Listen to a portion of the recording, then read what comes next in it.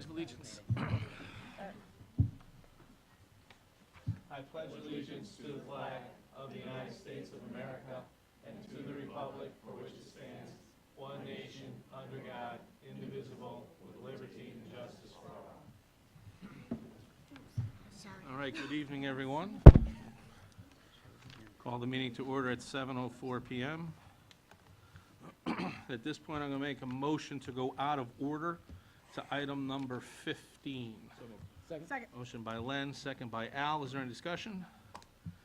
Hearing none, all in favor? Aye. Opposed? Abstained? Chair votes aye. Motion passes 6-0. Item number 15 is appointments. We have 3 appointments this evening.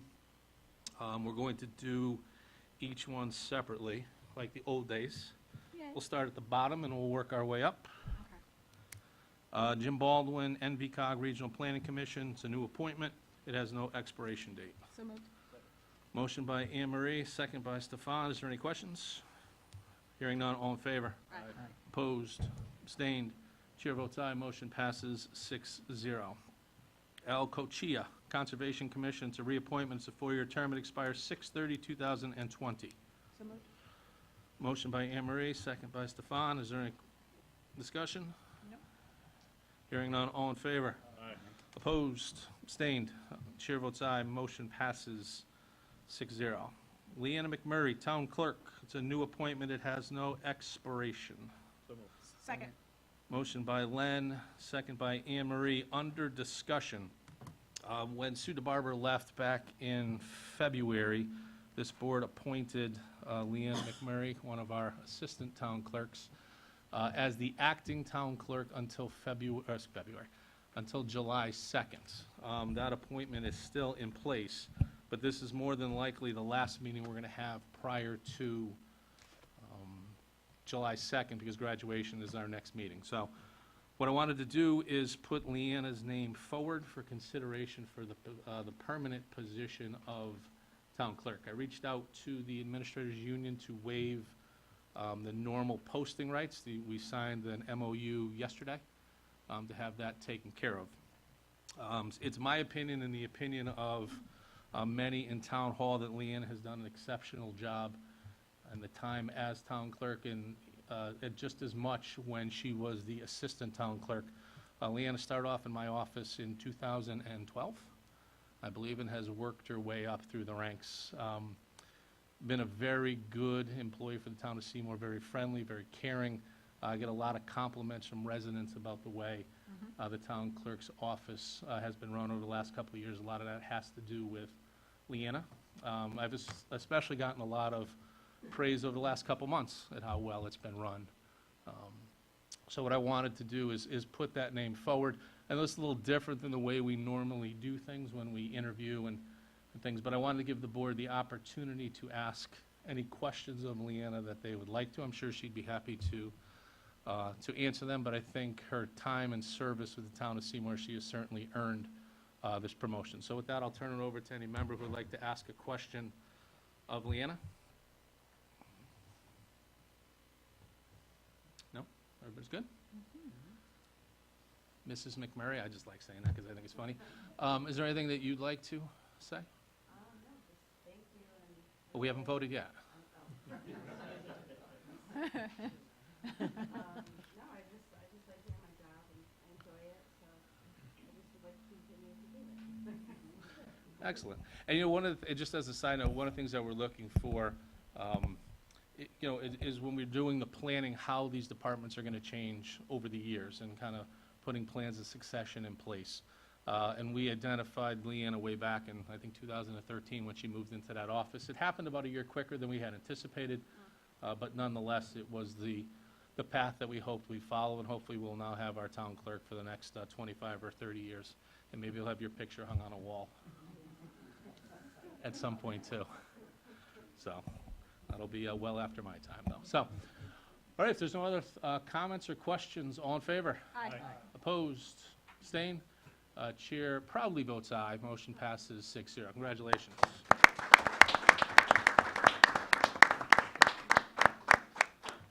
All right, if 97% of the room wants to leave, you're certainly more than welcome to.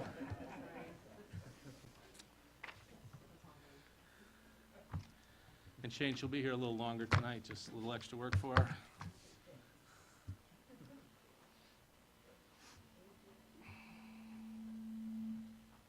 Well, that was fun. Thank you. Jack, leave the quarter. Sure you did. All right, public comment. We'll move back up to item number 3, which is public comment. Please come forward, state your name and address for the record, speak into the microphone. You have 2 minutes. Is there any public comment? Yeah, it's a free-for-all, so just come on up. It's a free-for-all. Hi, Megan Krasinski, 211 Mountain Road. I am here on behalf of the Seymour Education Association to express our concern about the change in insurance carrier for the municipal workers of the town of Seymour. For those of you who don't know, the Board of Selectmen went out to bid in January for our medical insurance without discussing this possible change with any of the union leaders from the various bargaining units. The units were not notified of this until late April, after the decision was already made to change from Anthem to Cigna. The Seymour Education Association has filed a grievance with the Board of Education because our collective bargaining agreement was violated. Our contract specifically states that a change of carrier shall not result in any loss of benefits, coverages, and increases in deductibles for teachers and their dependents. Cigna has confirmed that there will be a disruption of benefits from Anthem in 3 major areas. There is likely a reduction of benefits out of network, and Cigna has indicated that they are only willing to continue transition of care coverage for 6 months. We bargain in good faith with the Board of Education, and it certainly raises cause for concern that the town of Seymour would disregard what was negotiated in our contract. The SEA is prepared to take this matter to arbitration and to the State Labor Board. Thank you. Thank you, Megan.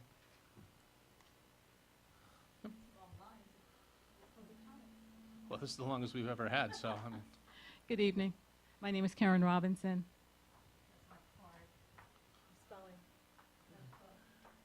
Caron, 29 Greenwood Circle, thank you, Karen. Seymour. And I was here at the Economic Development meeting last month. So I plan to come every month for things that are going on in the town of Seymour. My fiance is George Monroe, 29 Greenwood Circle, and George has been a resident of Seymour for almost 30 years. He'd like to be here tonight, but he's on a business call. I did bring some things along because I've encouraged him. I've been coming to Seymour for the last 9 years, and I've seen some kind of ups and downs. I've seen that Main Street kind of turn into Antique City, and then stores open and stores close. Hailing from Philadelphia originally, living in New Jersey just almost all my life, coming to Seymour for almost the last 9 years, I've seen some opportunities. And I've encouraged George, as a long-term resident, to get involved. I was hoping he could be here tonight, but I wanted to read some things that he sent. 1, we need to understand why companies are not choosing Seymour to settle in. I'll give you each a copy of this. Poll the companies that looked to come to Seymour but chose not to, and why. Review our policies and procedures to determine what a company needs to go through to set up shop here in Seymour. Solicit the needs of companies looking to set up shop in nearby areas to try to get them to look at Seymour. Speak to existing companies and ask what is it that they like and dislike about being in Seymour. Compile information to provide companies looking to set up in Seymour, explaining the benefits of setting up in Seymour. And are there conferences where towns could provide information why their town is attracted to have a company set up shop here in their town versus Seymour. So George put these together. I want to leave a copy of this with each of you, as he was going to do. So I'll leave this in his absence. Again, I'm coming out to every economic development meeting and every other meeting that I can get to show that I'm interested in helping the town of Seymour, since I plan to be here for a very long time. And again, as a person who's coming from the outside and has been coming here for 9 years, again, as I said, I've seen this Main Street go up and down. But I came here and drove to Oxford, just right over the town line, and all of a sudden it's booming up there. And I've been to Ansonia, and I can see that things are happening there. So I'm questioning, as an outsider and now someone who's living here in Seymour, what's going on and what can we do differently. So that's, The Economic Development Commission, if you go all the way to the end of the building and take a left, they're meeting right now. oh, good, I'm going to go there. So if you want to, Thank you. I heard that Selectmen are going to be here, so Yep. I'm trying to get here. We are here the first and third Tuesday of every month, unless there's a graduation, then we're not here. and they're the first Tuesday of every month, 6:30, so you can actually go to them and then come down to us as well. Thank you. So if you walk out the door, you've gone too far. Last left. Thank you all for your attention. Thank you. Thank you. Is there any other public comment? Come on, Mark.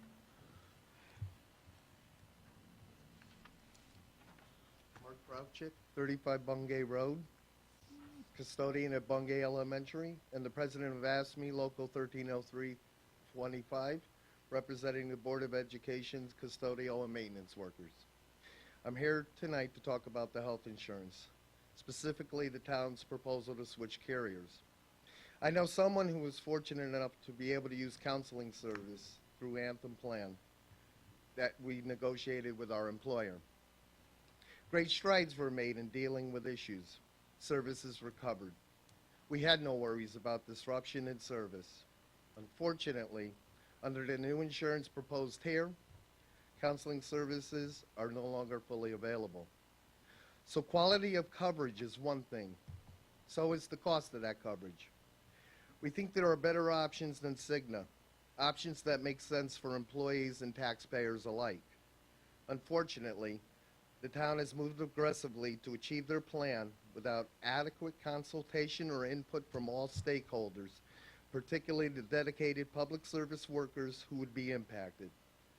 We've had 2 meetings with the town leaders before, and they abruptly cut off these meetings with many questions left unanswered.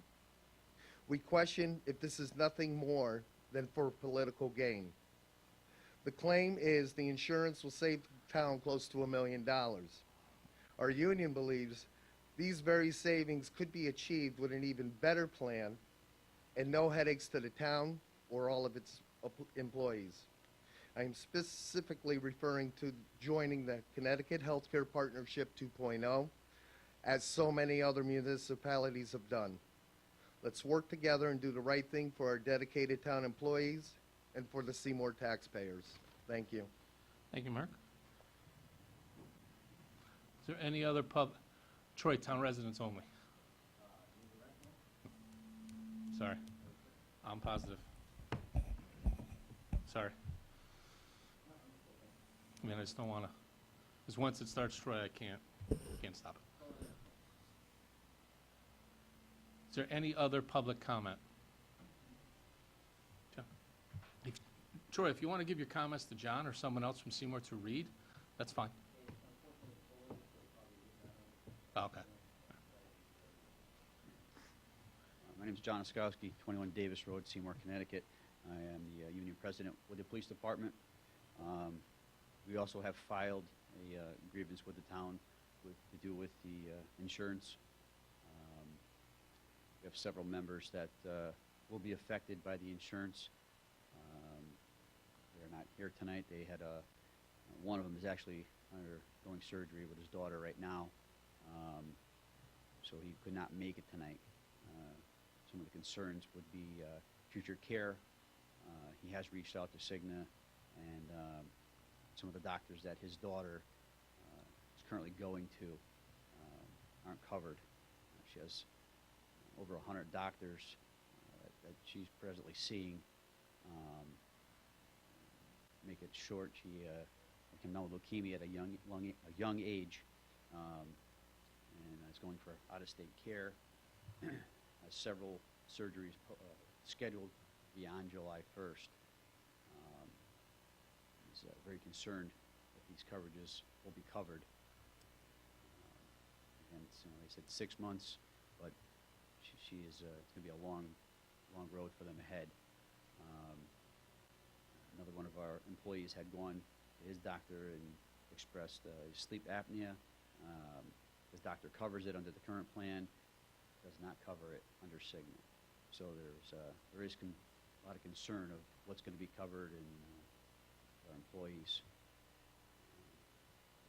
The town takes a close look at this before they make their decision. Thank you, John. Is there any other public comment? Is there any other public comment?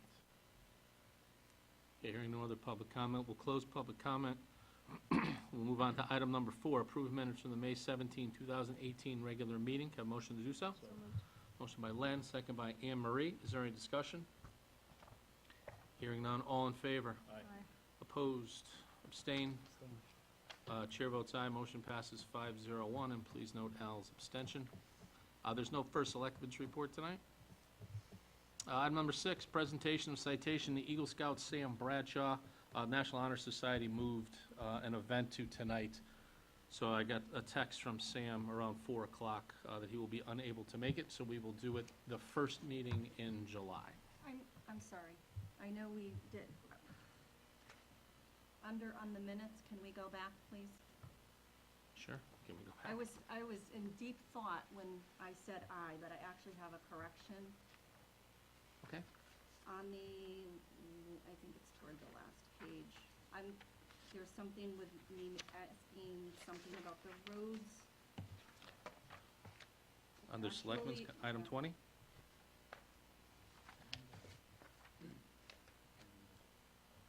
Or possible? Passable. Passable. Should be passable, not possible. You're lucky we already appointed you. Yeah, Leanna. All right. Sorry about that. No, that's okay. All right, so we'll make that one change. We don't need to redo the vote, do we, Rich? No. All right. Okay, item number 7, discuss take possible action on removal of Kathy Conroy-Cass from Economic Development Commission. Handed out to you tonight is a resignation letter from Kathy. So we can move on past item number 7. And when we get to appointments, the ADC may be offering up her replacement by the end of this meeting, so we may be circling back to appointments. Okay, item number 8, discussion with the Founder's Day Committee. Mrs. Bellavance.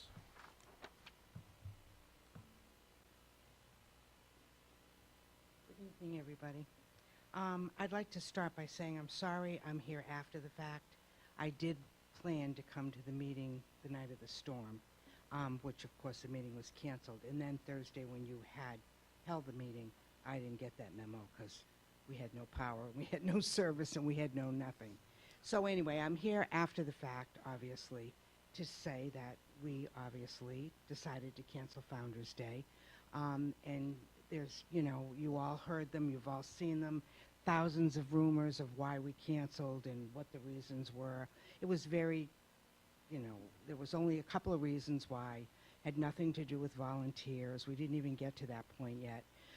Basically, it was, I had had a meeting with Tom Amy. He had called me and asked me to have a meeting. And we discussed the inability of us to use Main Street. At the time of our meeting, I did not have enough vendors to say to Mr. Amy, well, you can't take Main Street away from me because I have too many vendors. I wasn't there yet. If we were confined to the area that he wanted us to use, which would have been Bank, Columbus, and First Street, and up by Citizens Engine, we would have only been able to take in 38 paying vendors. And if you do the math, 38 vendors times what we get for a vendor space wouldn't have even paid the bills. And we knew that at the end of the event, we would have been in the red and we would have not made any money. We would have owed people money. And so with that, I mean, our whole object of having the event is to raise money to give to our benefactor. We did not want to end on a very sour note by having an event that ended up with us owing money that we didn't have to give. So at the last minute, I met with Tom on Tuesday, and on that Thursday we had a meeting. The treasurer was there. We looked at the funds that we had. We looked at expenses don't change. You still need dumpsters. You still need porta potties. You still need all that stuff. So even though the area was smaller, our expenses really would not have changed. The amusement costs the same amount, whatever. So with that in mind, we decided, again, we didn't want to go out on a bad note, and we definitely didn't want to go out owing people. So we decided to pull the plug on the event. And that was it. It was as easy as that. It wasn't easy. I mean, we felt very bad to do it, but, you know, I mean, fiscally responsible. We didn't really have any choice in the matter, you know, so that's why we canceled it. There is not a chance of our group bringing it back. We've decided to disband, because we have too much equipment, we have to pay for storage. Over the course of a year, it's close to $1,000 just to pay to store all our stuff. We don't really have a lot of money. So we're just going to disband. We're going to distribute all our goods to the Historical Society was supposed to get our money this year. They were going to get the money from the proceeds. So they're going to get first dibs on everything that we have, the chairs, the tables, the tarps. And then anything that they don't want will just go down the list from the different groups, the Boy Scouts, American Legion, whoever, and we will just donate the tables and, you know, whatever we have until we get down to nothing, and then, you know, that will be the end of that. So I just wanted to let you guys know, and again, I was going to be here before the event, and that didn't work out. So do you have any questions, or? Board members with questions? So, I have two questions, just from your comments. Sure. So if, shutting down Main Street, right? How Right. many vendors did you have at the time that you met with Mr. Amy? Oh, geez, I would say probably around 30. I had about 30, 30. yeah. And, Okay. And I knew I would get a lot more. I mean, I must have had, I mean, and I had to return so much money, it wasn't funny. Oh, and by the way, we did return all the money to all the vendors, and we turned back all the money to all our corporate sponsors. Unfortunately, a good deal of our corporate sponsors here in town said, you know what, send the money to the Historical Society. So we were very fortunate in that respect. But all the vendors got their money back, and the corporate sponsors that did not say that, we sent them their checks back. So I'm sorry to interrupt you, but that just came to mind, that I want you to know that we did refund all the money to all the vendors. So we did at the time have probably around 30. I knew that we could only hold 38 total. That would be with food people and crafters. And we shoot for, you know, as close to 100 vendors per event as possible. So that's about, you know, an average for us. And I had to return many envelopes. I didn't even open them. I just wrote on the envelope the event was canceled, put it in an envelope, and just sent it back to them. And I had dozens of those. Because a lot of people don't want to put the money out weeks ahead of time. They want to wait, make sure nothing else comes up that might be better for them, and they send it in at the last minute. So I could not say to Tom, truthfully, geez, you know, I need Main Street, because at that day that we talked, I didn't. I mean, I knew I would get more, but I didn't have them yet, and I did not want to, you know, I was at the position where I didn't have enough to go on Main Street, and he voiced, you know, what they felt about the safety and what have you, and I brought it to the committee, and the committee said no. Did you, I'm sorry, but did you explain the process and how this has worked in the past and the full expectation that you would have near 100 vendors again this year to Mr. Amy when you had? Mr. Amy has worked with us every year from the inception of the event, and so I don't really have to, he's kind of like part of our board. I mean, he does come to, you know, a lot of our meetings, so it's not like he doesn't understand. You know, he is part of it. He knows how it works, and, you know, he was not looking at it from my viewpoint or from a guest's viewpoint. He was looking at it as a safety. That was the viewpoint that he was looking at it at. You know, and I could see his point, but still, it kind of cut us off at the knees, because we would need that space in order to make money. It's as simple as that. in the past, Mhm. and I'm not a fraternity, I don't know what attorney, but in the past, how many people, I mean, I've only been able to go to Founder's Day maybe 2 or 3 times, that's it. Okay. So in the past, how many vendors would you have had already prior to that date in comparison? Prior to the date of the event, or prior to the date I met with Tom? date with Tom? Oh, we were probably close to what we usually are. Okay. Yeah, And there was no other place that we could have put this? not at the last minute. There'd be too much. I mean, you know, we have people that we would have to notify, arrangements for parking, no, we could not in a 3-week span. I mean, that would have been a 24-hour-a-day job just to get all that done. So, you know, that wouldn't have worked at the last minute. And you know, I don't have to tell you, in town, you want to use a park, you got to ask, you got to fill out forms. Other people already have, you know, ball games and whatever. So it's not like you can just say, oh, where could we go with 100 vendors and hundreds of cars? It just doesn't work that way, you know. It's hard enough doing it where we do it because of the makeup of the town. And once you close off the town, there isn't really much close by other than the field at the community center for cars. You know, the parking it's horrendous. You know, the little parking we have is on Main Street. So once you cut that off, then it's a problem. You know, that's why we always use the school for shuttle, like the Pumpkin Festival does. It's more convenient, and busing people and whatever.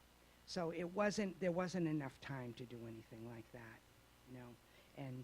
And it wasn't anything that I never expected to have that conversation 3 weeks before the event. So, again, you know, I couldn't say to him, you know, we needed Main Street, but at that point in time, I did not have enough to say, well, you know, I have enough people to already use Main Street. And so it is what it is. Trish, do you have? At what point do you generally reach the volume of vendors? The day before. The day before. Yeah, oh, people do. I have people that drive in the day of. Okay. We start from the middle and work our way out. And that's no different than the past?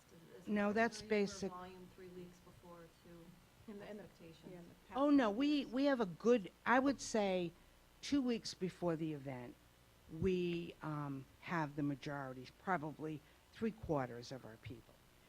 But then the last 2 weeks, we get people for, you know, I don't know why people wait till the last minute. So many of them wait till the last minute, but they do. You know, I just we go with the flow. And we don't even lay out the event because we found out that it was just, it was work we would have to redo. If we laid out the event a week and a half before, then we found out that we got, you know, say another 30 people, and 8 of them are jewelry. Well, you're not going to put 8 jewelry people in a row. Now you got to go back and look at who you have and where they are and say, okay, we'll have jewelry, pocketbooks, gutters and whatever, and then another jewelry person. So it turned out, the work of laying the fair out is usually done like 2 days before the event because people are coming in. Because we want to raise as much money as possible, we would take them as long as it was feasible. And people, if they drove in, as long as they were people that I knew, a lot of people would come anyway on that day, and they'd bring cash. They would have to have cash to come in that day. And they would know that they would have to go on the ends. And that's the way we did it. That's the way we've done it probably for the last 4 or 5 years. So then there's no cutoff date for the vendors, really? There's a cutoff date that they pay $60, and if they send in their application after May 1st, they pay an additional $15 or $25, I don't even remember, but they pay more money if they come in after May 1st. But again, for their purposes, they don't really care. I'm just trying to get to the crux of understanding what might have been different about this year that caused Mr. Amy to respond the way he did I don't know prior that. years. Oh, that I couldn't tell you that. I don't know that. You know, That's he Tom. just, We can ask I Tom. was gonna say, Tom's here. can we ask him?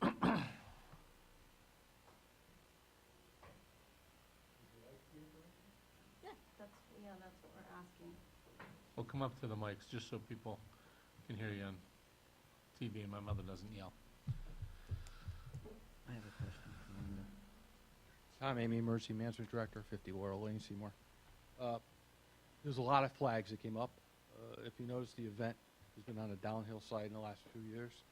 But more importantly, several members of their committee resigned, which caused us all on the public safety side to take notice. Yes, Linda is correct. We are family all together doing this all the time. April 19th is when I met with them at a meeting. Mrs. Simpson was organized and was running. And at that time, I had mentioned the possibility you may not have the permit apply for to DOT by the police department, who is the authority over the roads.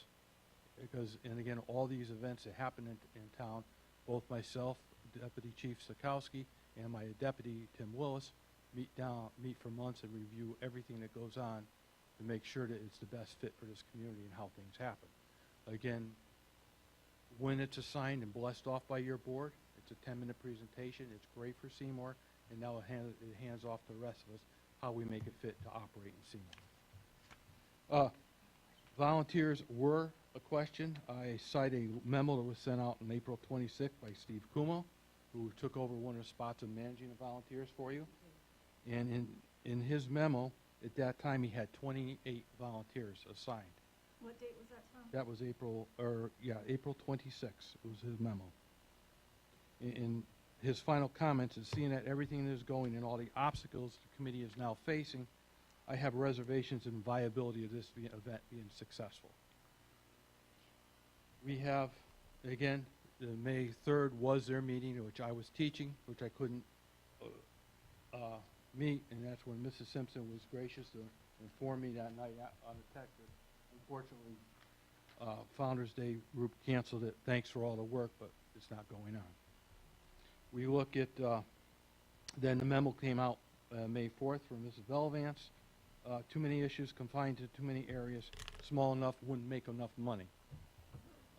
As I always do my due diligence in emergency management and trying to crisis management, I had put together and looked at previous years, because I have with me from 2013 on all our event packets.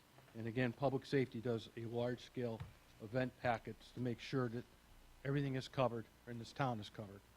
And we help as much as we can with the folks.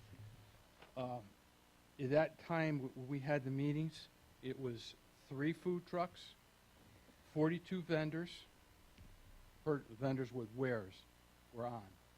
And I went back to the previous committee member who had handled that and asked for their opinion on it, where we were at with normal numbers, and they said that was far low. Now we're at approximately 42 days out from the event happening, and that's to us, that's another flag to shut a major access roadway down. So I wanted to have Founders Day, and we talked about a Hail Mary, and the Hail Mary was bringing it back into internal roads. And that Hail Mary would have been from the front driveway of the ambulance corps, wrapped all the way around, all Columbus, all Bank, all First, and a little bit by the post office at the Forest, and that whole section. We would have to realign the bouncies, which we did talk about, realigning the bouncies, bringing the 2 fire companies and their food stuff over in front of the fire station, and focusing everything here. Your 3 food trucks at that time would be out front here. So we would add booths. In that time, my numbers were, that I took in and looked at this, in the outlay, was going to be about 42 to 48 vendors and how we set up the streets. And then we can maneuver onto that. So it was possible, for the sake of saving Founders Day in the name of Founders Day. If we didn't make enough money on that, so be it, but Founders Day would continue. And that's the whole process and how we do our due diligence. To my record and to our record for the town, we've moved Diaper Dash when that was on. We changed that venue where the location was.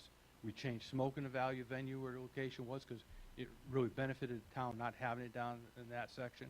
And all we were doing is not shutting Main Street down because of what numbers we had seen, and allowing the group to continue and leaving Main Street as a public highway open and a little more controllable for us. And unfortunate, this went this way, but that's, again, my unfortunate headache of trying to maneuver and maintain everything for this whole town.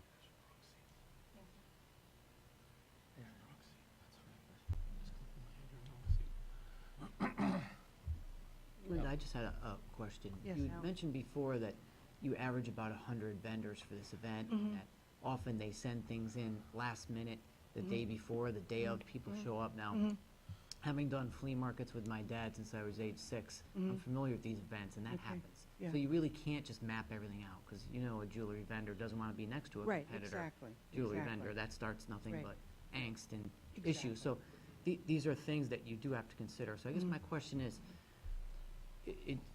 so in your estimate, when you had about 45 vendors, let's say, a month out, 3 weeks out from the event approximately, you decided, in a responsible way, in my opinion, you decided to cancel the event because you didn't have those vendors in your pocket yet. You didn't have the cash from enough vendors, in your opinion, to make this a viable event. No. We canceled it because we knew that the amount of vendors we could put in the area that we were given would not bring in enough money to pay the bills, make the donation, and really and truly make it worth all the work that it takes to put it together. Okay. So we basically said, now what if we have it, and we have it in this small area, and we pay the bills, and we make $1,200? People said, for $1,200, I don't want to do this. It's a lot of work. I mean, we're down here at 3 in the morning, Yeah. and we don't go home till 8 at night. It's a long day. Prior to that, we worked the night before, setting everything up, marking the streets, doing all that. So if we can't make, 5, 6, 7, 8 grand to give to our benefactor, and we give money every year to the Boy Scouts, $1,000 per troop, because they work very hard for us. That's right off the top. We have to pay our bills right off the top, and we keep a few $1,000s in our account to pay for our storage and for starting fees for in the spring when we have to do mostly advertisement, because that's early on. There would have not been enough money. There was no way, if we stuck them in side by side and squished them in as much as we could, the end result was you can only put so many people here, and we wouldn't have made enough money. It wouldn't have been worth it. Okay. So that's basically. So now I'm a little confused, because I thought that change in venue was driven by the lack of vendors at the time that you met with Mr. Amy in late April. Well, I couldn't say to Mr. Amy when he met with me, Tom, you can't do this to me because I have too many vendors right now to fit in the small area that you're giving me. What am I going to do? I've got like another 20 vendors. I didn't have that. Right. I had enough vendors already signed up that would have fit within the parameters that he had given us. So when he said, I don't want you to use Main Street for safety reasons, it was, okay, well, I can't argue with him and say I could argue with him and say I need Main Street to make money. That was a basic. But I couldn't say, oh, you're cutting me off at the knees here because I have too many people to put. Now, I figured 38, he said 48. It's close enough. Right. With that amount of money and that amount of vendors, that's only going to produce X amount of dollars. Right. And so that's why we canceled the event. How many vendors do you think you need to hit that number? Well, Where the group would feel comfortable with the work that they put in and the amount of money that was raised? Well, the last few years, I would say we have hit 100. And as Tom said, the event has decreased in the amount of people that come, which is fine. It's nice to have people come, but we make our money prior to the event. You know what I mean? We get it from the vendors and whatever. So 100, we always shoot for about 100. And that's what we've had the last few years. And our first year, the very first year, we had probably close to 200. I mean, the very first year, it was out of control. It was. I mean, we went from Zoe's to the Strand. I mean, they put them wherever they could find them. Plus, we had a car show in the middle and what have you.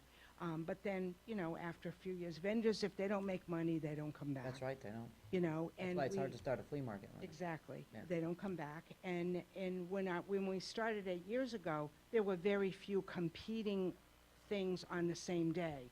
Now we didn't have to compete with Naugatuck's duck race, which Right. we have the last couple of days. And Oxford. Oxford had a food truck thing for the last couple of years. on the same day. The Mhm. beginning, we didn't have any competitors, and it worked out well because we were early in the season. But then as years go on, different towns have different events, and so you're not going to get people looking for something to do, and they're from Naugatuck. If you got something in Naugatuck, you'll go there, Sure. you know? And so it did get smaller. I can't argue about it got smaller in the amount of vendors. Oh, it was from the beginning, and it got smaller in the amount of visitors, but we still managed to make enough money to give what we, you know, what we felt was, like Al said, what was it worth the effort, you know? If we could give away, you know, anywhere between, you know, 7,000 and 9,000 to the benefactor, and the scouts get there too, and have money in the bank, and pay for the storage, we were good. But with 48 vendors, that wasn't happening, so, you know. so that I've was- been there for soccer, Yeah. with our beer and wine event. We did a Yeah. cost benefit, we weren't Yeah. getting enough people, it wasn't worth the angst and the It's a lot hundreds of of work, hours yes. putting into it to make Exactly. $4,000. Exactly. So that was it. Exactly. We did other things. Yeah. Yep. So, And one other thing, as Tom mentioned, from the very beginning, our first years, you know, we had a couple of workers that were involved from the very beginning, and they were workhorses. I mean, there's no two ways about it. And they gave 200%, and they were very knowledgeable. They had a lot of connections. They were an asset to us. And 3 of them left for different reasons. Well, 2 of them were married, so they left for the same reason. And so when you lose people like that, when you only have a small group to begin with, and you lose your workhorses, it's like, oh my God, you know, it's devastating. But we picked up a few extra people, and the people that stayed behind, like myself and Judy, were willing to put in more effort. You know, we would have had it. We would have done the work, although we had both said, myself, I had told everyone this would be my last year. I would work next year, but this would be my last year. Gabby's getting married next year, and I'm putting an addition on my house, and so I got a lot of things going on. So I said this would be my last year, and no one was interested in taking it over. So it was all those things, but mostly the money. Sure. You know, we're not making the money, we can't donate the money, it's too much work, and let's just call it. Sure. And it's sad, it's, you know, and just one note, now we had 8 of them, this would have been number 9. In the 8 years, we donated almost $92,000 to town organizations. Almost, we didn't quite hit 92,000, but we were 91 plus $1,000 that we donated to nonprofits and the Boy Scouts and, you know, whoever else. So I think that's pretty good. We did. Great you know, job, and you yeah. guys should be proud of that. Yeah. Yep, no, So, thank you very yeah, much for that. yeah. Do you Yeah. think that this would have been the last year regardless? I think it might have been, because if no one within the group was willing to step forward and take it over, Because if the only thing that's keeping you from moving forward is the cost of the storage, the town puts $3,500 aside for Founder's Day to pay for the police, which we don't need to use. So we could use that money to pay for storage. that would be a great thing, but I don't know that you'd have the people that There's no guarantee that the Yeah. Well, board will exactly. carry Well, that's on, what I'm yeah. saying, don't let it be, don't disband because you don't have the money to pay for storage Oh, and okay, things. all right. If people have the desire to keep it going, instead of, obviously, we don't have to pay the police, we can pay the storage fees for a year. Okay. I mean, that would be, That would be helpful, because that was another one of the concerns of, you know, when we get done sending out all the checks and what have you. And I told you the sponsors that said send the money to the Historical Society. You know, Carmi's been putting that money aside, so we're just waiting for all the last-minute bills and whatever to clear, and then we'll have another meeting, and at that meeting, we'll decide exactly what we're going to do. if you want to bring that up. All right, I will. I mean, please Thank you. do, and if there's I people that want to appreciate that. continue on. Yeah, I appreciate that. And, you know, if the concern is the area and the size, like we've done with some of the other events, maybe we transition to a different To a different location. just to keep it, I mean, I get the Founder's Day in downtown and how Right. it all, I mean, I And get all that, incorporating obviously. the businesses. Someone said, why don't you move to French Park? Well, yeah, French Park is lovely, but we were trying to get Right. people to come and see The the downtown. town and the down, right, exactly. Feature downtown. Exactly, that's what the whole, and it was a street fair versus a Festival. country fair or a county fair. It's a street fair, because you are selling gutters right next to somebody that is buying jewelry, is selling jewelry, you know, so it was different. Right. And you also don't want to step on anybody's toes. Everybody has their own little niche, and they do it their own little way, and, you know, so, you know, that was Pumpkin Festival, and, you know, we had our little area, and, but if you had a year to plan, that would be a different story. If you knew from the get-go and your website said this is where it's going to be, and this is how we're going to do it, and you could make arrangements accordingly, then that would be a different story. But 3 weeks before the event, that was not. No, yeah. understood. No, but I'm saying Understood, that, right. you know, you just couldn't just pack up and put it somewhere else, so. But don't let the lack of money Okay, now be the reason why you don't do it okay, next year. Now, if the Right. board is tired and Mhm. doesn't want, I mean, we all get that, and we Mhm. certainly understand and appreciate what the people that have done it have done. yeah. But if there's people that want to continue, that want to keep pressing on, we'll store the equipment for them, we'll cover the costs. Good, okay. And then you guys can work on whether it be a different location for next year, different ideas, All right. what have you. I just don't want to see it go away because of Oh, I would hate to see it because go of away, money. too. And I know the exactly. Pumpkin Festival folks went through the same exact thing when they came to me and said the 50th Mhm, is the last one and we're Mhm. done because they were tired, mhm, but they mhm, got injected with some fresh blood. mhm, And, mhm. you know, now they are still kicking, what, 3 or 4 years later, so. And same that's thing the with you guys. problem, getting volunteers, because it's a year-round thing, and it's, you know, a commitment every single month, and it is a commitment every single week starting in May, and it is, you know, many hours the day of the event, and it's a big commitment. A lot of people just don't have that kind of time, Right. you know?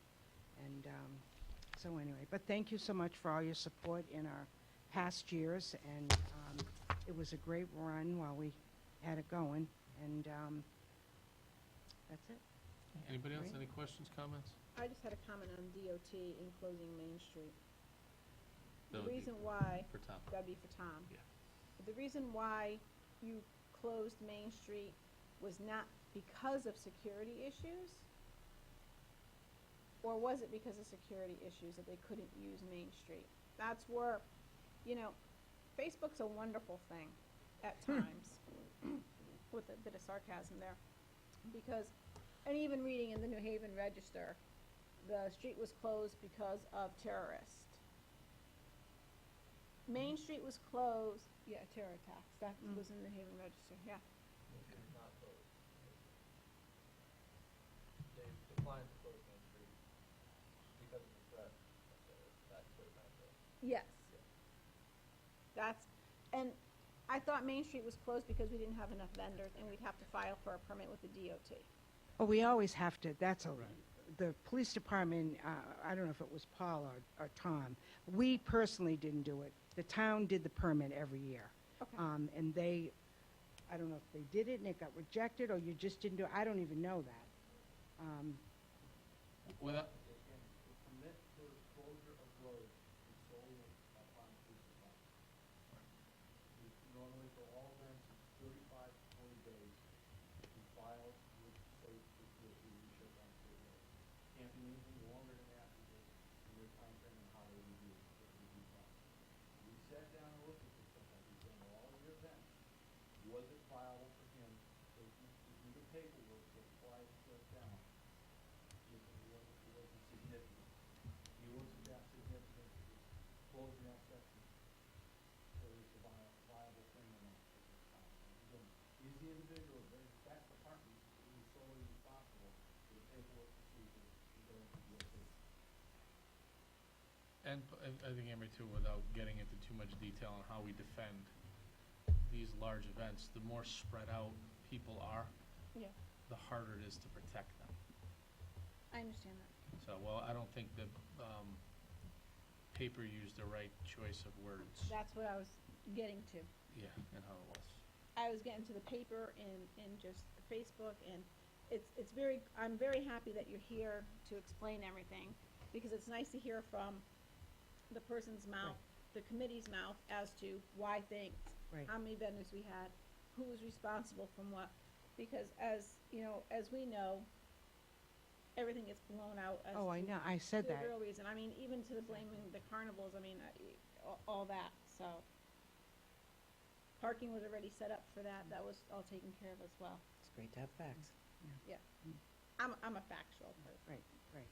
And I would have, again, would have preferred to be here before the event so that you would have known, and before the article was put in the Right. paper.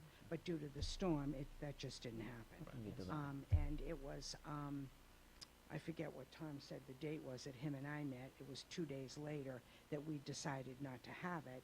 And it wasn't that long ago. It was only a few weeks ago. So there hasn't been a lot of time to come here before you, you know, to explain. But I did, even though the event was over. I did want to come because I read the same Facebook posts, and I read all the comments about, I never thought the cancellation of Founder's Day and terrorism would be in the same sentence. Somebody put it on Facebook, and then there was, like 90 comments after that. So, I read them too, so I just thought it was important to come and talk to you, so that you would know. I would go back Thank to you. that Facebook post, though, because it looks to me like you have about 30 new volunteers. Yeah, Exactly, yeah. That's what you gotta say. Yeah. You know? yeah, come on down, right. Because yeah, they yeah. did, there was people that said that I would volunteer, I would volunteer, I would volunteer. So there you go. Yeah, okay. So that may reinforce your ranks. Right, yeah. But seriously, don't cancel or don't stop because of the lack of funding. I'll pass on the word. If they're interested in continuing, like I said, we'll pay to store the stuff for a year. Good, okay, And then thank you. if they want to, listen, even if it's we're not sure, Mm-hmm, then let's keep it at we're not sure. We'll pay to store the stuff. mm-hmm. And then you guys can revisit it in January to see if you still have the Good. desire to want to do it. Sure, People that's still fine. want to get involved. Make the decision then. Don't make the decision to stop today All or right. this week. Good, all right. See if that, All right, well, we will be meeting again. I'll bring it up, and then I'll contact you and let you know what, they decide. Yeah. from there. I mean, we'll plan Good. on putting the And money that's a good thing for to know, storage. that they don't have to decide right No. now. They want to put it on the back burner and think about it through the summer and into the Right, don't let fall. emotion be the. Exactly. And again, I put a lot of blood, sweat, and tears into Well, it. you both I have. hate to have Right. it die. I really would. I would have liked to be able to come back next year and just be a helper rather than running it, and, but just to keep it, to have it keep going. And, but again, we had to cancel. It was money. Basically, we couldn't have been in the red, and it would have been stupid, so. Well, thank you for Okay. all you've done and All right, coming out. well, thank you. Excellent. Yes, Thank you, ladies. All right, thanks. Thank you. All right. Item number 9, discussion with the deputy police chief. That's been tabled to our next meeting. Paul has a family issue that he needed to address, which takes precedence over this. So, item number 10, discussion, take possible action, Town Homeowners Program. I'll read the letter into the record. It's a letter to myself from Priscilla Altarelli, who's our assistant assessor. Subject is the Town Homeowners Program. This is to inform you that we have 228 applicants eligible for the Town Homeowners Program. The town has approved a line item of $50,000 for the program. The recommendation of this office is that the applicants be granted a benefit of $250 for those that have 100% ownership or life use of their property. Those having ownership of less than 100% will have the benefit prorated by their percentage of ownership. Please advise this office of the decision of the Board of Selectmen regarding the granting of this benefit. Thank you. Okay, so this is our senior citizen tax freeze, essentially. So we approve this every year right around this time. So at this point, I'll entertain a motion that the 228 applicants eligible for the Town Homeowners Program be granted a benefit of $215 or a lesser amount prorated by their share of ownership, as recommended by Priscilla Altarelli, our assistant assessor. Motion by Len, second by Stefan. Is there any discussion? Okay, hearing none, all in favor? Aye. Opposed, abstained, chair votes aye, motion passes 6-0, excuse me. Item number 11, discussion, take possible action, Seymour Ambulance Association agreement. Okay, before you is the contract with Seymour Ambulance. There have been a few changes, and you can see those in whether it be cross-outs or different colored, well, it's not color, but it's a different shade of gray. biggest things to focus on, if we go to section number 9, facilities and equipment, step number 4, or point number 4, the town of Seymour will no longer be paying any of the utilities going forward. Seymour Ambulance will now be paying for all of their own utilities. We've been working towards stepping down on that. And then something that is new, item number 5. The town agrees to budget $25,000 each year of this agreement in the town's capital budget to be used by Seymour Ambulance towards the purchase, replacement, refurbishing of a Seymour Ambulance Association ambulance. These monies will be paid directly to the company contracted for the new ambulance. The town agrees to have these funds beginning on July 1st, 2019. You gotta outline this properly. Where are you again? Right here. Number 9, 5. All right, it should be 9A, B, C, D, E. You could follow the. All right, well, maybe talk to your boss about that. Okay. All right, 9-5. I'm sure he'll bring that up with you tomorrow morning at work. I'm gonna get smacked. Yes, you are. Just a look on his face.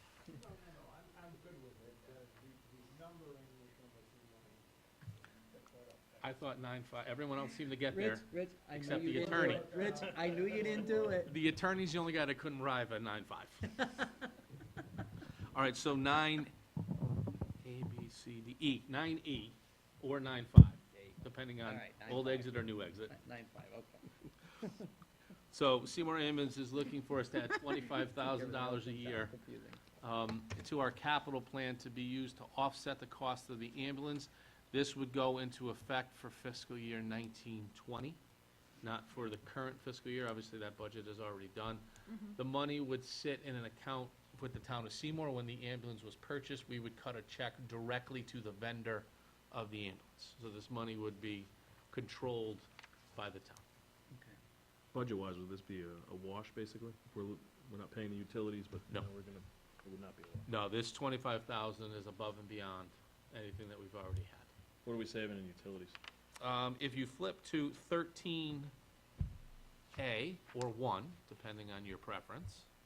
Not preference, proper outline. Okay, it's proper outline form, 13A, Thanks, in the Bruno system of outlining. yeah. These amounts take where they were last year, a index for inflation, and a percentage of what they were paying in utilities, or what we were paying in utilities, wraps it all into one number. So we make it nice and clean now. No more money going back and forth. So you can see that in 13A. And is outlined through 2023. So it'll be a 5-year contract. We will continue, as we have, to pay $10,000 towards their gas, which we've done. That's already in the budget and has been approved. We started that last year. And then if we go to 23C, or 3 for the rest of us, we don't use the Dewey Decimal System. The town and Seymour Ambulance agree to form an exploratory committee to review the potential of Seymour Ambulance Association becoming a full department of the town. The results found will be non-binding and will be taken as recommendation only. The committee will be comprised of equal representation of Seymour Ambulance Association and the town and others agreed on by the committee. Rich does want to add another sentence or two to that language. The goal of this is to have a study done to see if it makes sense to bring Seymour Ambulance in as a town department, just like the police department and the fire department. Oh, okay. Now, no one is 100% sure if it fully makes sense, but we would like to spend the next 5 years to review that to see if it ultimately does. I can make arguments both for and against for it. I was gonna say, what is the benefits to the town of that? If we have a good year on billing, that billing comes to the town. It's easier for the town to waive bills for certain people who can't afford coverage. We have a little bit more financial wherewithal to do that than Seymour Ambulance does. Things like that. It's gonna take 5 years to figure out. That's what this contract is, so. No, no. I mean, the short end, no. Probably take a year, but. And can I ask why there's the page before 20E? To check the status. Check the status, okay. To check the statute, not the status. Statute, okay. The question marks, as you notice, Mr. Paterno does have the microphone in his hand. and he would like to Yes, address two sections of the contract. Yes, I do. The other section, Okay. 20.2, Or B. or B, relationship of the parties. These are the intentions of putting these statutory numbers in, were to pick up the same volunteer benefits that firefighters have, basically, for the members of the Seymour Ambulance Association, which these statutes provide. They provide for members of volunteer fire departments and members of volunteer ambulance corps, basically. But I say that was their intention. The problem is they've made errors here, and so we're going to have to go back and correct them. So that's what the question marks. Just things Thank you. that Rich was just going to touch on. So while this is, I'd say we're probably 95% done. So essentially what we're looking for is approval of this board pending final review and sign off from Rich. We don't foresee any of the financial pieces changing unless any of you have any questions or concerns on any of this. It's basically the same contract that we've had in place currently, with the exception of the areas that I pointed out. If you look at what other towns pay for ambulance services versus what we pay, I think we get a pretty good deal for what it is. I mean, so all intents and purposes, we're gonna pay about $115,000, $120,000 for ambulance service. Tom, correct me if I'm wrong, Ansonia is $700,000 or $800,000. Oxford's a couple $100,000. So it's a very good deal for the town of Seymour and the coverage that's provided, especially now that Seymour Ambulance is on the appropriate financial foot. I'm just curious to know the percentage increase under the stipend for each year. I believe it's 3. Right? That's very reasonable for the services we get, and the folks there are extremely competent. They know what they're doing. Yeah. That's a good deal. And, you know, to the point I made earlier, if a resident does reach out to me with an issue with a bill, their executive director, Cal Kelly, is very good about having those conversations and trying to work through a solution with the resident. And they do write off a ton of bad bills, a ton. So, Are you trying to freeze us out? I'm just asking before I sit here any longer. Can we freeze who out? shut that off? The AC. Tell your husband. Yeah, you act like I run the building. Maybe that's something you can address at home. I'm not 100% sure. Well, he's not here, and you are. It's stuffy here. Well, watch this. Thank Hey, you, Tom, could Tom. you fix the AC, because Trish obviously is cold. Thanks, Tom. Tom, That was impressive work. Okay. Trooper Yeah. professional there. Tom, you're ace, buddy. I was just reaching the point of not being able to focus. Nobody else could've continue, done so that. thank Yeah. you. No. That was Union fantastic. job. It's a union job. We can't do that. I'm not allowed to touch union work. Touch it. Oh, they all left. Not touch. Let's get some air. Yeah, they would've gotten a kick out of it had they were still there. All right, so, but that's kind of the big stuff. So any issues, questions, concerns? Because again, this contract expires June 30th, 2018. We're trying to get as much accomplished so we don't have to come back for a special meeting in the end of June. So, Mr. First Selectman, if I may, so a motion to authorize you to enter into this contract with the proviso that it be in form and substance acceptable to town council would make sense at this time. So that's So the moved. motion by Trish. Second. Second by Len. Under discussion. Those two walking out like that is never a good thing, I can assure you that. It's not. Under discussion, the committee being formed between the town and SSA will comprise of members of Seymour Ambulance and just public volunteer appointments. Anyone we appoint. Okay. This board will have that normal appointing authority of that. But it will also comprise of members of SSA? Yes, yes. I think they want it evenly split. We may get one more. Okay, thank you. And I don't think it's not a contentious thing. They just want the membership to have some say in. Okay, yeah, What goes that's on. why I Yeah. asked. So don't worry, we'll stick him on the board. The junior minority representative. Let's hope it's a 5-year appointment. That's right. Make sure you have enough. So any other comments, thoughts? Everyone's good? Okay, hearing none, all in favor? Aye. Aye. Opposed, abstained, chair votes aye, motion passes 5-0. And please, Madam Town Clerk, note that Selectman Bruno left the room at 8:09 PM. He wanted to go look up the proper way to outline. Okay, item number 12. Discussion, take possible action on Smoke in the Valley application, which I have lost. Right here. Thank you. Yeah, okay. Okay. So in your pack, there's a letter too. Isn't there something else? Regardless. Smoke in the Valley is looking to hold their event. Thank you. On Saturday, October 6th, 2018, from 12 to 4:30 at Matthews Field up in the industrial park, just as they have for the last 2 years. They would like to have a setup date of Friday, October 5th, 2018. They're requesting use of the field both days from 9 a.m. to 6 p.m. to allow for setup and cleanup. So this is coming to us for initial approval. Once I sign off, it'll move forward through all of the other appropriate departments for the appropriate sign-offs. So is there any questions or comments? Are there any conflicts? No, none that we are aware of. Okay. We're always looking up, there's none that he's aware of. Can they bring in Trillium? You can bring in anyone you like, and I'm sure they'd be happy. And I know Len would never leave. So everybody's okay?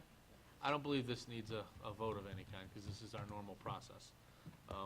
But obviously it'll go to fire, police, parks. I think parks ultimately has the final say, since it is a town park. But this is more just for informational purposes and to let you guys know what's going on. Okay. All right, item number 13, discussion take possible action on basement systems tax abatement. Wow. Okay, this is the other half of our tax abatement program. Yeah, William Blair. This is what happens when a company doesn't manage our money more. The pen breaks. They had it set up. Billy Blair. Okay, so this is the second half of the tax incentive for the project that we discussed between Thule and Basement Systems. We've already approved initially approved Thule to enter into the program. Their total was about $3.5 million. This is Basement Systems' initial application. This is for the building itself. It's a new construction of a manufacturing building, and the estimate value of the project is $7 million. So in total, this project to be completed by the fall will be $10,500,000, give or take a few dollars here or there. So certainly a very good project for the town of Seymour. So with that, I will entertain a motion that the Board of Selectmen tentatively approve Basement Systems Tax Incentive Program application for 16 Progress Ave for the new building to be built with an estimated value of improvements of $7 million. So moved. Motion by Len, second by Al. Is there any discussion? Just under discussion, this project is moving along. Basement Systems is clearing what they need. Their engineers have worked very closely with Jim Baldwin in our office, which is certainly going very well, and we expect this to be completed by the middle of the fall. Okay, all in favor? Aye. Aye. Opposed? Abstained? The chair votes aye. Motion passes 6-0. And did you mark Selectman Bruno's return to our meeting? Thank you. All right, item number 14, discussion take possible action on debt service ordinance. Okay, we got a lot of feedback at the public hearing All positive. on our ordinance. Neutral. Rich, do you want to say a few words on this, or since you were one of the co-creators? Well, we drafted it in conjunction with the Board of Finance Chair, who reviewed it and had some input on the accounting. I think it probably is appropriate to go ahead and pass the ordinance at this time and allow it to move forward. So now, if we pass the ordinance that is in front of us, 21 days from now, it would go into effect. Yes, and you have to fulfill the other charter requirements, including Put it in the paper. publication and posting in the town clerk's office. Right. Okay. So does anyone have any questions on this? Again, this ordinance was created to give us a little bit more flexibility with how we keep our cash reserves, so how they're accounted for. Okay, again, Rich worked on this with Bill Zawicki and our auditors, so everyone is comfortable with the language. The ordinance committee, we kicked it around and we're, Good bill should pass. yeah, good bill should pass. So, residents obviously had no comments. So this, I'll entertain a motion to pass the debt service fund, the new, debt service fund ordinance as presented by the ordinance committee. So moved. Second. Motion by Len, second by Al. Under discussion, any comments? I just have one comment. Yep. It's not even necessarily related to this exactly. I had residents reach out to me with concern that they couldn't find this anywhere on the town website. And then I looked and I couldn't find it anywhere immediately on the town website either. Okay. So the fact that there was The actual ordinance itself? yeah, the language of the ordinance, and the fact that there was a public hearing regarding it, I think it could be useful to have it posted somewhere.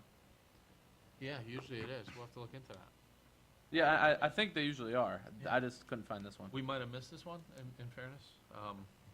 I was able to forward the language on to those who had concerns, so. They haven't been too concerned, they didn't show up. Well, once they knew what it was, they weren't Yeah. concerned, that's the thing. Yeah. Yeah, Once they read it. because when you hear debt service, some people think, okay, are we in a lot of debt now? If for some reason, is there some problem with our debt structuring? Oh, we could have really put something fun in here then. Potentially. Oh, that's all, that's my only comment. Okay. Yeah, no, that's something we can, Rory will check on that. He's already making a note back there. Look at him go. He's dedicated. All right, no, good point. All right, so any other comments, thoughts, questions? Trish? Look like you have something loaded up. No? Okay. All in favor? Just my face, thank you. Aye. Opposed? Abstained? The chair votes aye. Motion passes 6-0. All right? Oh, that. Okay, number 15, appointments. We're going to circle back to appointments, not that we didn't. I don't want to end on a high note, but, all right, so we're going to appoint 3 new people. These are appointments that were just sent to me from the Economic Development Commission. So I'm going to read them off, and then we will appoint them all as one. So, the regular EDC member will be Mike Marcinick, alternate Dan McGinnis, and alternate Karen Robinson. So the one lady that spoke in public comment went down there, and she got put on Awesome. as an alternate. So, yeah, that's something. So, it's the way it should be. They get action. All right. Actions behind words. There you go. Civic duty and action. Good to see. It's one of my speeches on Veterans Day. I mean, Memorial Day. Glad you, okay, nice job. All right, so the terms expired December 1st, 2019, which will be the start of the next term in office for everybody. Okay, so all in favor? Aye. Aye. Opposed? Abstained? Chair votes aye. Motion passes 6-0. Thank you very much. Okay, item number 16, tax refunds and abatements. Okay, at this point, I'll entertain a motion that we accept the tax collector's report of June 1st, 2018 as presented. So moved. Motion by Len, second by I think Stefan. Stefan. Just under discussion, just everybody take a look, make sure there's no issues. Everybody good? Hearing none, all in favor? Aye. Opposed, abstained, chair votes aye, motion passes 6-0. We have no transfers before us, but I do expect transfers in July. Okay, Correspondence. We have a few pieces of correspondence. Of course, you have the check registers. We have Bob Looker's retirement letter. As you know, Bob's final day was May 24th, 2018. Bob was a fantastic and dedicated employee. It's certainly been great for Bob to stay around a little bit longer. But Bob, I think, was with us 30 years. 31 years. Yeah, so I mean, Bob was Bob knew everything when it came to zoning in Seymour, and he will certainly be missed. And then also, along the lines of Bob's resignation, we are working with the COG. Rory is spearheading this project to go in on a regional planning position. The COG has put forward that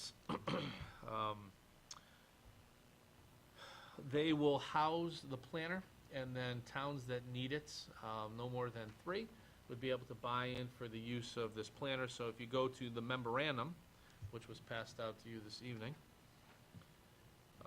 if we want to use 1/3 of the planner's time, which is about 11.5 hours, which is essentially what we had Bob for, it'll be $20,000. We are currently paying Bob 31, I believe, 32. So this is certainly a savings. If we wanted more hours, you can see how the price would go up. So we're going to continue negotiations. Right now, it's just Seymour and Oxford that are interested.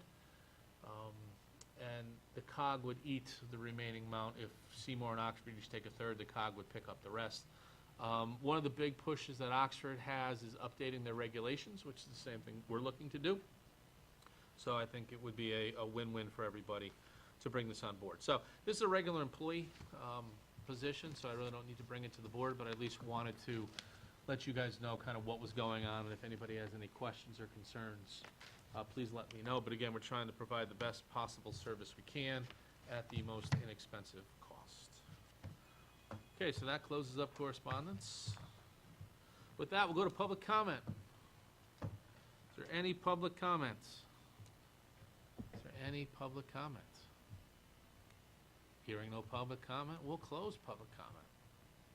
And we'll move on to item number 20, Selectmen's public comment.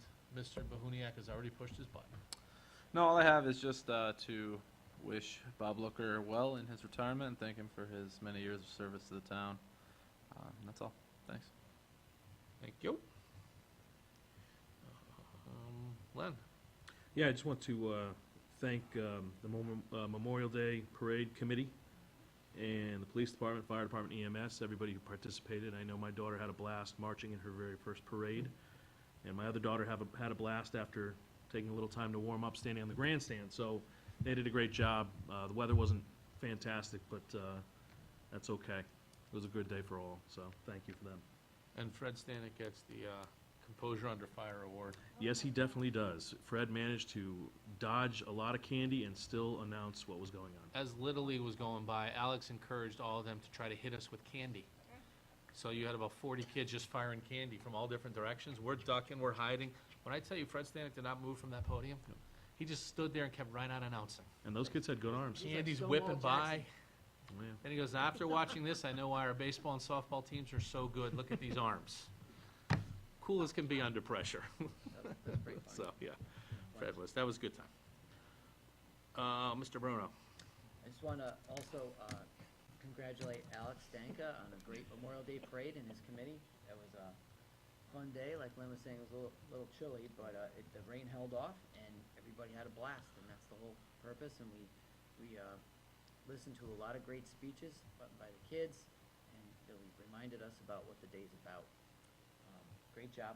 The other thing is I attended a Board of Ed award ceremony last night. I want to kudos to Superintendent Wilson and Chairwoman Jen Magri and her board for a great little event. And it was well attended and very well done. And that's it.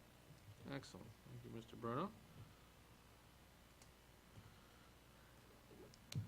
So, Memorial Day Anne parade Marie. was nice. The weather was crappy, dodging candy was okay, the weather was pretty cold. But, nevertheless, it was a day, the speeches were well written. Let's use a different word in the minutes. Oh, I should say crappy. 3 times now. Sorry. The Hurricanes never seem to fail. They, No, they're good. Yep. Hurricanes are good. I do also want to congratulate Becca Johnson, Seymour High School senior, who got Connecticut Softball Player of the Year, Gatorade player there, yep. as well job. as the Seymour High Metal Shop that placed third. Third. Statewide. I did attend the services at French Park for the Memorial Day weekend. That was nice of them as well. Exceptional speech, I hear. It was kick butt speech, I'll tell you that. But I did have a couple people come up to me stating that they did not know about the services at French Park because it wasn't on our webpage.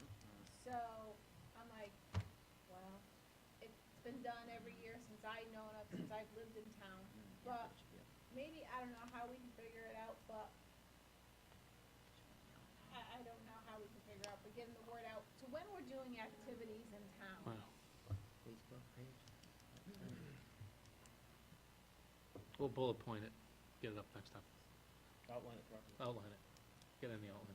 Definitely. That's all I have. Oh, and congratulations, Mr. Wilford. Who'd you congratulate? Oh, okay. Should I write it all down?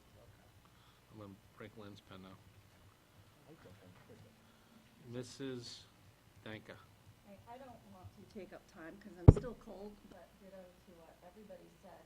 And I do have a question, but I don't know if I can ask it since grievances have already been filed regarding the insurance. You can ask any question you like, and I'll answer as many as town council will allow me to answer. Okay.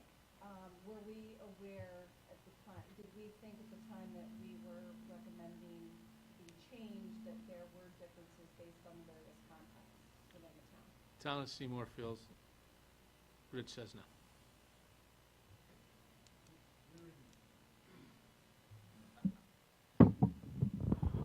I would just remind you, you're in the grievance adjustment chain, so perhaps this should not be done in open session in this forum at this time. Okay, fair enough. That's why I asked if I Yep. can ask the question. If there's other questions, you can keep asking. We'll, No, because we've been briefed already. So my questions are probably not going to be answered here. okay. But I can say we feel we followed all the steps. Yeah, I feel that we followed all of the steps appropriate to making a change in health insurance for the employees of the town of Seymour.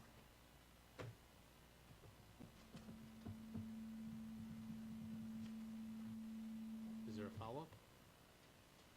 I'm not going to ask them. Okay. If you'd like to, I'm confident you can't answer them here. if you'd like to ask them offline, I'd be more than happy to answer as many as I Okay, can. thank you. Anything else? Trish? No, I'm not going to repeat what everybody already said. The ditto covered it all? Again, the ditto covered all All right, of so that. give her a big ditto. Again, Ditto. congratulations to Leanna. Oh, yes, I'm sorry. Congratulations. Jeez. So I'm glad we're at that point. So she will officially take office on July 2nd of 2018. So she'll keep in her temporary, it's just the title. She's actually being paid as the town clerk. She has been since she assumed the temporary role. But that's when the thing expires, so we'll just kick her up at that point. So, Rich, anything you'd like to add? Rory, anything you'd like to add? Tom or Rick, while we're at it, anything you two want to add? No, we're good? All right, with that. Make a motion adjourn. Second. Ooh, Trish Danka. All right, all in favor? Aye. Opposed? Abstained? Chair votes aye. Motion passes 6-0. All right, microphone.